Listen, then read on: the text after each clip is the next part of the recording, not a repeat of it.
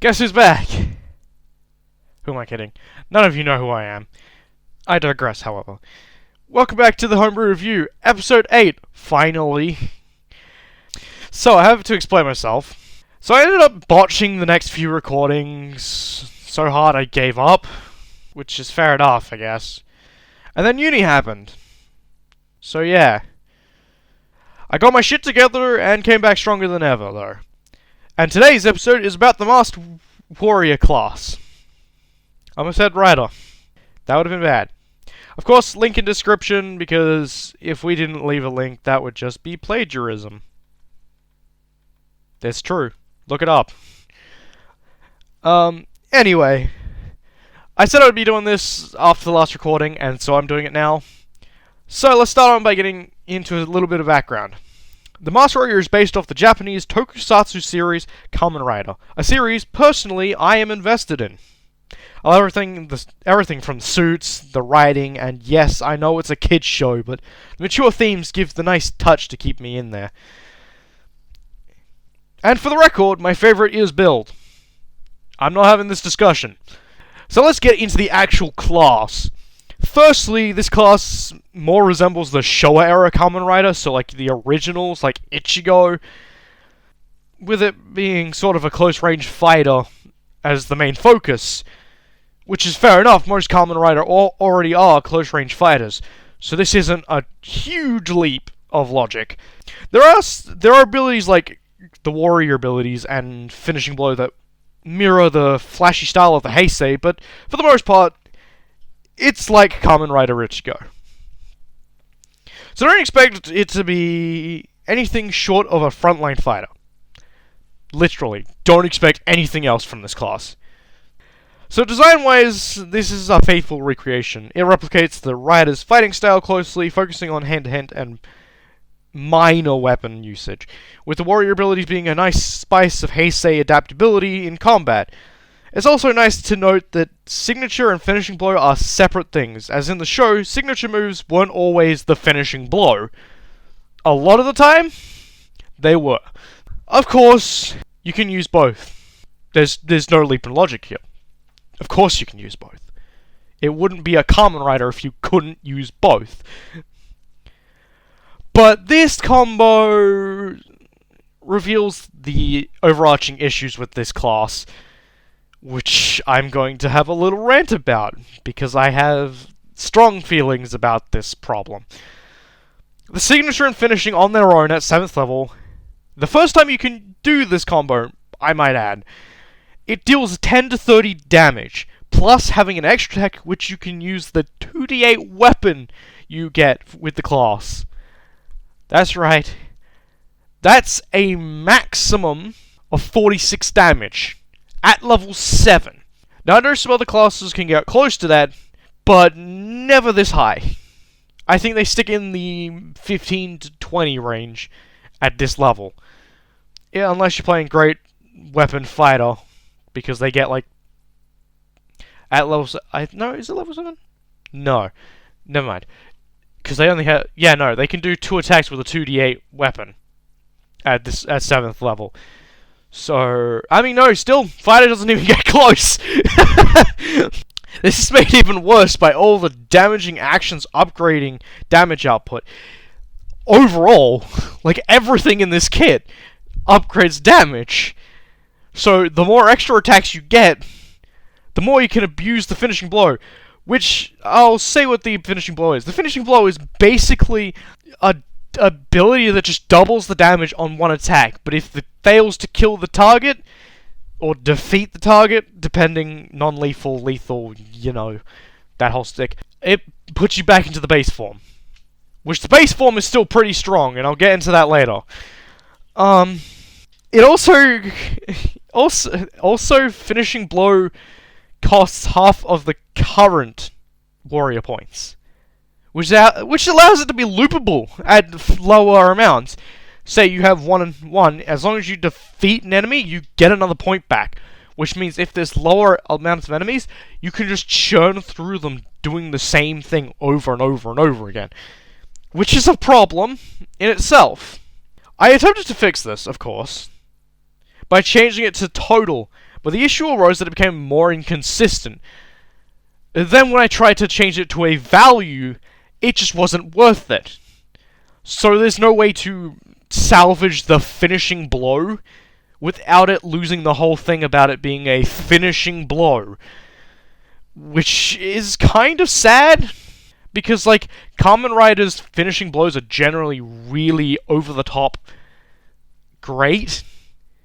But again, we're talking about balancing here, and we're not talking about how it feels right now. Enough ranting about finishing blow. As I mentioned during the rant, however, every attack-based ability upgrades. This is already a problem, considering other classes only have 1 to 2 upgradable abilities. And on top of that, in warrior form, at the same level as when monks have a D10 damage for their unarmed attack, the masked warrior has a D12, and in base form, it has a D10. So, like, every ability that upgrades in comparison to its counterpart within the core books or the official books is just better. And not to mention, the weapon also upgrades. You know how it said it was a 2d8 weapon, which is the highest damage for a non-magical weapon? It upgrades to, I think, a d12 by the end of it. I will admit that I'm using the warrior form stats, but you're going to be in the warrior form basically all the time anyway, so there's no difference. And warrior form doesn't have a time limit. The weapon has a time limit of 3 turns, I think. But even then, it's a bit too late, because it has, at maximum, 4 attacks going off extra attack, I believe, from the top of my head. Which isn't the greatest. Even at 3, it's not the greatest. So, we have that problem there. Even considering flurry of blows, like, it's still a lot of damage. And here's the worst bit about the weapon. You can use magic items as a base. So you could take the effects of the magic item and put it to that weapon. Which is, yes, a 2d12. Even with the 3-turn limit, it's insane. So, yeah. The whole thing is just completely unbalanced by combat standards. And it's just ridiculously powerful.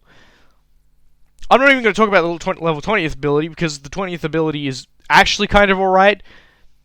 I think if I remember from the top of my head, it just takes away the restriction for the finishing blow, which isn't a huge issue.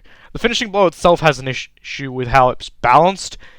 The actual level 20 ability is actually quite fine in comparison to the actual ability it upgrades. So I have 3 or 4 options for this class. To fix it, of course. 1. Devalue the inspiration to balance the hell out of this class, which is probably what a lot of DMs would do. They don't really want to sit down and do other things. Secondly, rework the whole class. Again, not the most optimal option, but if you want to keep it lore-friendly to the Kamen Rider... I mean, Kamen Rider are already lore-friendly to D&D, being as most of their, like, powers are ancient things. Yes, the drivers don't look ancient, but again, that's just flavor text at that point. 3. Take the driver ability and use it as a magic item. This is my favorite, be honest, because the driver ability is not overpowered, because all it has is upgrading armor set, depending on the level of the user, which is great.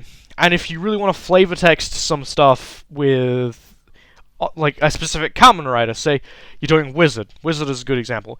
You just have him change forms, have the same ability of when he transforms in the first place, and then have him have a rotating spells list based on the elements. Because that makes sense. Right? And, like, you can do a lot of things with that, because you can constantly reflavor it, because the base ability is itself balanced. Hooray! And option 4, subclass it. This isn't too bad. You can just take the driver, warrior abilities. I mean, of course, you gotta downscale the upgrades to these abilities still, but, like, it makes more sense. You can take that, the driver, the weapon ability, the finishing blow. You can still keep the finishing blow. The finishing blow isn't too bad, as long as you balance it correctly when you subclass it. And then the 4th one, you will take... I can't remember what it was that I was thinking. Something decent. I can't remember what it was. I think it was one of the other abilities. Oh yeah, take the level 20th ability. That's what it was. Which would fix the class indefinitely. Because it now has the, nice little balancing, because, like, again, taking those abilities themselves are fine, it's just how the class is structured makes them overpowered. And yes, you still have to downscale them when you do make it into a subclass, but that's not a huge issue in comparison, because, again, by choosing those abilities, we've taken away the overpowered unarmed strike. The weapon, probably just don't upgrade the weapon. Makes sense, really. Or abilities are fine on their own. Have the level 20th ability rather than be, no, actually have the level 20th ability be the finishing blow, because that way, and then rebalance it, considering the class. Because here's the thing, if the double damage comes out as the last ability, say, let's just use an example on the fighter, we are looking at, so let me do the math in my head. So yeah, you're not getting the ability till level 19. Which is fine, because by that point, you're already fucking broken as it is, as on a fighter. So, like, the double damage doesn't mean jack shite. Actually, it makes more sense, and, like, the downside on it is not too bad, because, like, it makes sense, like, you lose this incredible armor, like, so what do I say about this class? Out of 10, I give this thing a 3. It sticks to the lore of Kamen Rider, but it also sticks to the lore of D&D.